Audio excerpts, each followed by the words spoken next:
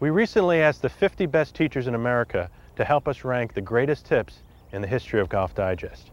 We ran the top 10 in the magazine, and we ran the whole ranking on golfdigest.com. So which tip was number one? It was a lesson from Ben Hogan from 1960 called Unify Your Hands. It was about taking your grip on the club. In the article, Hogan talked a lot about getting the left hand positioned perfectly on the club. He also talked a little bit about the right hand, mainly gripping in the fingers and getting the grip across the base of the first knuckles here. Now, if you look in Hogan's famous book, 5 Lessons, he's got some more great pointers about positioning the right hand on the club. One thing that he talks about is the connection between the thumb and the top part of the hand here. He said he wanted those fused together as if they were Siamese twins. He didn't want any gapping or separation between these two parts. Another thing that he talked about is pressuring against the back of the shaft with this big knuckle on the right hand.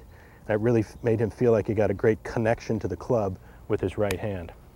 And another interesting point is this idea of pinch pressure between the right forefinger and the thumb. You can create a tremendous amount of pressure pinching these together.